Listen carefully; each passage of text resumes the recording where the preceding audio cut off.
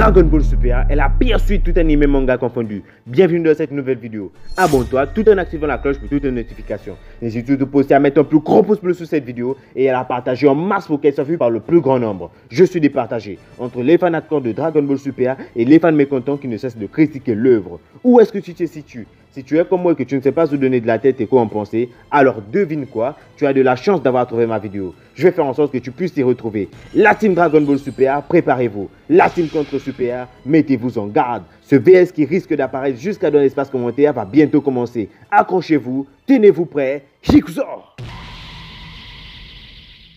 C'était le 5 juillet de l'année 2015 qui était diffusé pour la toute première fois le premier épisode de la série animée Dragon Ball Super sur la chaîne de Fuji TV au Japon dans les environs de 9 h. Selon sa chronologie officielle, cette toute nouvelle histoire fraîche se déroulerait après la mort de Majin Buu pur et avant le 28e Tenkaichi Budokai, soit pendant les 10 années d'ellipse qui séparent les deux événements. Donc pendant ces 10 années, nous avons eu Battle of Gods, Fukatsu no F, le tournoi de Champa, Black, le Chikara no Daikai, Broly, Moro, Granola et le film Super Héros ainsi que l'arc Super Héros qui se déroule actuellement dans le manga. Tout ça nous conduira irréversiblement au 28e Tenkaichi Budokai.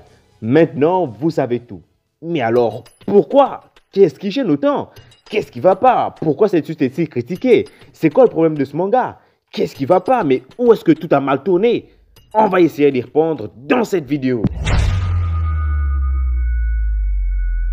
Du déjà vu. Les films Dragon Ball Z Battle of Gods et Resurrection des F sont des films Z sortis en 2013 et en 2015, co-scénarisés par le maître Toriyama, travaillant conjointement avec les sociétés Toei Animation. Le film Dragon Ball Z Battle of Gods à sa sortie avait fait un incroyable carton, là où la Resurrection des F avait presque été une déception. Et pour cause, là où Dragon Ball Z Battle of Gods s'est démarqué de par son vent de fraîcheur, sa nouveauté nous poussant à repartir à l'aventure, suivi du mythe du Super Saiyan God, la forme de SSJ God et la découverte des dieux et des anges, l'approfondissement de l'univers de Dragon Ball, Fukatsu no F lui nous ramène un ennemi déjà vaincu de maintes fois qui n'a presque plus rien à raconter. De plus, il nous sort le SSJ Blue sorti de nulle part et dans le film, le Super Saiyan God n'est pas apparu ne serait-ce qu'une fois comme s'il n'avait jamais existé. De plus, lors de l'apparition de l'anime Dragon Ball Super, ils ont eu le culot de refaire les films déjà sortis, mais cette fois en plusieurs épisodes. Encore Dragon Ball Z Battle of Gods quand même si je préfère la version du film, plutôt que des épisodes qui pour moi sont très médiocres comparés au film qui mélange rythme dynamique, une superbe animation, mais aussi une histoire pas trop étirée en long et en large comme dans l'anime. Mais pire, avec Fukatsu no F, nous avons eu des dessins, des visuels exécrables, le nerf de Gohan, l'animation pas ouf, des choses changées minimum par-ci par-là, comparé au film. La transformation qui fait polémique, le SSJ Blue déjà de par son apparition soudaine, mais aussi pas expliqué ni montré pour la première fois, c'est juste du Super Saiyan colorié en bleu. Se retaper Fukatsu no F, déjà que le film j'aimais moyen, mais se retaper son animé, c'était une purge. Incohérence et scénario. Au début de l'œuvre Super, le manga et l'anime sont déjà en désaccord. Au début de l'anime, on nous dit qu'il ne s'est passé qu'un an après les événements de l'arc Buu. Tandis que dans le manga, il ne s'est écoulé que quelques mois.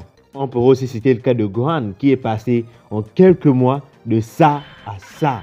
En un an, en quelques mois. Attends, mes frères, le mec le plus chaud de l'univers, le mec le plus chaud de la planète l'année passée, il est devenu comme ça. Il peut se faire one shot par son cadet. Il y a aussi le fait que Goku dans sa forme divine qui est presque littéralement un demi-dieu, passe égal avec numéro 17 qui, je le rappelle, c'est un garde forestier. Il fait jeu égal avec un garde forestier alors qu'il s'est entraîné avec Whis et Burus de leur monde en fait. Donc en fait, son entraînement il a servi à rien vu qu'il aurait pu atteindre ces niveaux même s'il ne s'était pas entraîné avec eux. Ça a servi à quoi alors tout ça? Là je m'adresse à toi fan Dragon Ball Super. Comment ça se fait qu'un mec qui possède le SSJ Blue, qui s'entraîne avec des divinités, qui est presque une divinité en lui-même, passe jeu égal avec un gardien? Pareil pour le contre des Kamehameha Goku Kuririn. Goku est un SSJ Blue, mais Krillin arrive à rivaliser avec lui. Goku est un SSJ et ne me sort pas. Ouais, Goku il se retenait. Il est en forme SSJ Blue ou pas? Il n'y a pas de retenue SSJ Blue. Déjà forme de base, on est d'accord, il le défonce. Et les scénarios. Oh les scénarios. On en a parlé des scénarios, des films qui sont faits adapter en épisode. Le tournoi de Champa. Ok, voilà, c'était super agréable à regarder. Ok, l'arc Trunks et Goten, Planète Pot-au-Feu, Monaka. Ah, encore moins bien, encore moins bien. Le pire filler de tous les temps. Ils ont voulu remettre Trunks et Goten, ils ont voulu nous faire rêver avec Trunks et Goten en le remettant au devant de la scène. Mais ils ont échoué lamentablement. C'est vraiment le pire arc de Dragon Ball Super. À ce moment, la hype DBS était vraiment à son pire niveau. La chaise reste malgré l'anime en cours. Jusqu'à ce qu'un arc préparé par le maître Toriyama depuis longtemps vit le jour. Un arc qu'il avait pour le temps de bien peaufiner, de bien y réfléchir. J'ai nommé l'arc Black Goku.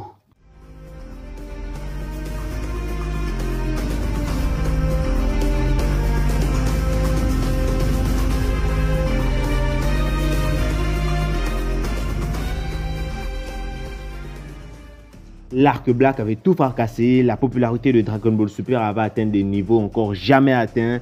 Pour cause, l'arc Black n'est pas un arc où on passe tout notre temps à se taper dessus, à nous regarder crier. Non, ça c'est un vrai arc avec un vrai scénario.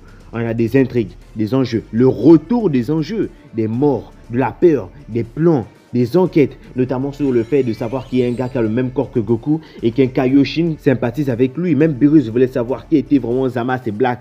Pourquoi est-ce qu'ils avaient des énergies aussi similaires mais n'étaient pas la même personne? Le développement de Trunks ainsi que sa relation avec Gohan et Vegeta. La vision du monde selon les dieux. Tout ça fait que cet arc mérite la première place de meilleur arc de Dragon Ball Super. Il écrase tous vos arcs Dragon Ball Super, y compris l'arc tournant du pouvoir. Moi je dis ce que je pense sans filtre. C'est vrai que la fin était un peu bizarre, là je l'accorde. Hormis cette fin un peu plus que médiocre, j'aimerais dire, c'est quand même le number one en termes d'arc.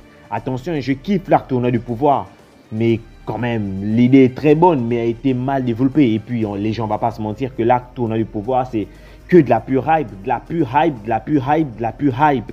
Avec les transfos qui va avec. Mais attention, moi je respecte toutes celles et ceux qui kiffent l'arc tournant du pouvoir. Je ne vais pas vous mentir que moi aussi je surkiffe l'arc tournant du pouvoir.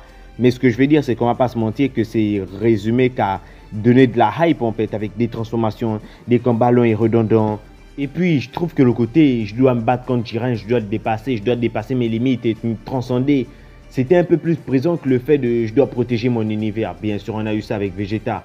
Hein, ne me fais pas dire que j'ai pas dit. Mais je pense que le truc n'était pas assez exploité de je dois protéger mon univers. Et pourtant, c'est quand même le fil rouge de l'arc. Incroyablement bizarre et Trunks. Très incroyable et bizarre, dans Dragon Ball Super, Goku a subi une régression. Faut le dire, dans Dragon Ball Super, Goku est teubé. Il prend presque jamais rien au sérieux. Et puis il fait tout le temps des têtes de teubé. Dans Dragon Ball Z, c'était le contraire. Oui, c'est vrai que certaines fois, il faisait des têtes un peu de rigolo et il se posait des questions débiles parfois. Et je précise bien sur le parfois parce que c'était pas des questions débiles comme dans DBS. Là, il le faisait parce qu'il était juste un peu naïf. Mais là, limite, c'est comme s'il avait le même QI que le Goku de Dragon Ball. Autre fait incroyable, lorsque Trunks arrive dans notre timeline. Lorsqu'il arrive, le petit Trunks l'aperçoit. Il aperçoit la machine à remonter dans le temps de sa mère.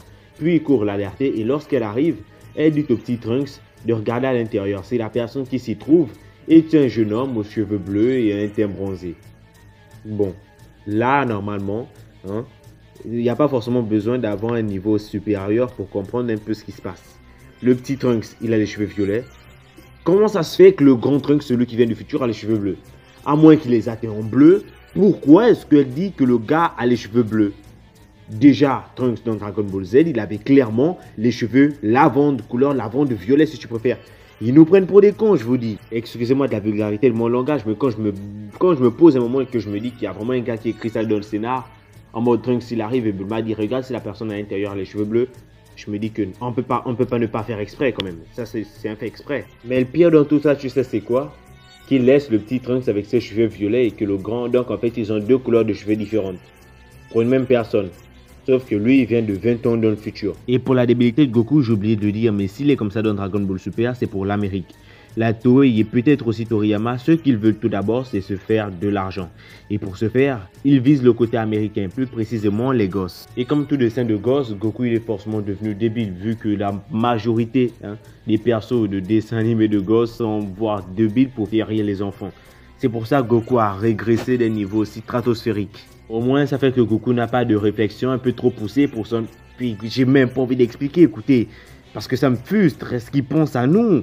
Nous qui avons grandi avec DB, DBZ et même DBGT, nous qui avons vu le développement de Goku, à quel point ça peut nous frustrer, nous mettre en rogne de le voir comme ça. C'est pour cette envie de vendre, d'avoir plus d'argent, quitte à avoir des incohérences, que j'ai arrêté les chapitres Dragon Ball Super. Pour le plus ancien de la chaîne, vous savez qu'à chaque mois, on faisait des reviews de Dragon Ball Super. Surtout lorsque c'était la période avec Trunks et Goten quand ils étaient au lycée. Il y avait la pure hype. J'aimais vraiment faire des reviews, même si niveau montage, c'était quand même galère avec comment faire le montage avec tous les chapitres, les pages, plus de 45 pages, 42 pages. C'était quand même galère, mais il y avait la passion, il y avait le coup de partager la passion, de vous faire sortir des reviews chaque mois. Mais là, c'était la pure hype. Et là, bam, transition brutale. On se retape le film Dragon Ball Super Hero. J'avais fait une vidéo entière dessus. J'étais en train de gueuler pendant toute la vidéo, en train de dire que j'arrêtais DBS. Oh, mais j'avais gueulé comme pas. On nous refait un film en manga, comme Dragon Ball The Battle of Gods, The Resurrection de F. Et ce qui me tue, c'est que Toyotarou avait dit, vas-y, on va faire un hiatus, on va prendre 3 mois de pause sur le manga Dragon Ball Super pour préparer le nouvel arc. Mais le nouvel arc, c'est quoi le nouvel arc? C'est le film en fait. Tu es à la plage, il faut nous dire que tu as pris des vacances plutôt que nous dire que tu prépares un nouvel arc dans lequel, chapitre 93, tu viens nous dire que Goku dit que la méditation ça sert à rien alors que le gars méditait depuis Dragon Ball. Et quand j'ai vu le chapitre, enfin j'ai pas vu le chapitre, je me suis renseigné vu que moi j'ai arrêté les chapitres Dragon Ball Super, d'où le fait qu'il n'y a pas de review. Je préfère regarder les vidéos review de Saikyo de 20 ou de DB Times plutôt qu'à d'aller me taper les chapitres, de me faire mal à la tête là. Je préfère me regarder les reviews plutôt qu'à me taper les chapitres. J'avais envie de faire une vidéo pour réagir dessus, mais je me suis dit, vas-y. À quoi ça sert de faire une vidéo si c'est après pour gueuler sur Dragon Ball Super, sur cette... J'ai pas envie de dire des gros mots là, j'ai failli être un solo, mais je sais pas comment dire, mais ce chapitre 93 qui a quand même fait débat et qui a fait polémique, où Dragon Ball était insulté de tous les noms, notamment sur Twitter. Franchement, je ne m'attends vraiment plus à rien avec Dragon Ball Super. Et dans ce soi-disant tard qui nous fait un résumé du film Dragon Ball Super Broly, dans le résumé du film Dragon Ball Super Hero. Donc, il nous fait un résumé de film dans un résumé de film. Waouh! La dinguerie absolue. Sincèrement, attention pour ce que je vais dire, mais si c'était pour avoir ça, j'aurais franchement préféré que DBS n'existe pas. Mais oui, moi je vous donne le fond de ma pensée, mais vous avez vu comment on se fait insulter sur Twitter par des gens qui n'ont même pas regardé Dragon Ball ou par des fans qui sont déçus. C'est frustrant. Et franchement, je les comprends, moi, le Goku et Vert, ces fans qui sont frustrés là. Mais imaginez quand même, c'est quand même Dragon Ball. J'aurais jamais imaginé que moi, le Goku et Vert, je ferais plus de 1 an entier sans lire de chapitre Dragon Ball Super alors que ça en sort des chapitres. Hein. Mais je regarde pas, je tombe sur une image sur le net. Broly vs Goku, entraînement chez Beerus. Je me dis, oh, vas-y, passe ta route là. C'est frustrant, c'est juste incroyable. J'arrive même pas à croire que je fais ça en fait. Dragon Ball Super, ça me fait vraiment mal au cœur de penser comme ça, mais c'est la vérité. Que des incohérences, des antagonistes vides. Il n'y a vraiment plus rien qui soit digne de l'œuvre originale. Franchement, l'argent a dominé la licence. Et au stade où on en est, franchement, ils peuvent tout faire. Ils peuvent vraiment tout faire, mais ce que j'espère vraiment, moi, c'est qu'ils ne touchent pas l'épisode 291 sur le chapitre 519 de la série Dragon Ball. Parce que ça représente tellement pour moi et j'aimerais vraiment pas qu'il touche à ça. Que Toyotarou fasse de nouveaux dessins ou qu'il change l'histoire, ça serait vraiment trop pour moi. Je vais vous faire une confidence. Si vraiment il puisse toucher au chapitre 519 à l'épisode 291, franchement, une bonne fois pour toutes, je vais arrêter Dragon Ball Super. Franchement, j'arrête Dragon Ball Super et je rigole zéro. Donnez-moi vos avis en commentaire de pourquoi vous avez détesté la vidéo parce que je suis bien conscient qu'elle sera détestée par un bon nombre d'abonnés. Peut-être même il y aura 2 abonnés ou peut-être 5 qui vont même se désabonner, je sais pas. Mais toujours est-il que donnez-moi vos avis en commentaire. On est là pour parler de Dragon Ball. C'est une chaîne Dragon Ball ou quoi? Alors donne-moi ton avis en commentaire. J'ai super hâte de te lire. Tu peux aussi laisser un pouce bleu ou un pouce rouge si tu as apprécié la vidéo ou pas. Je te dis à plus pour de prochaines vidéos mon ref. Tchuss! De tenez tout le nom.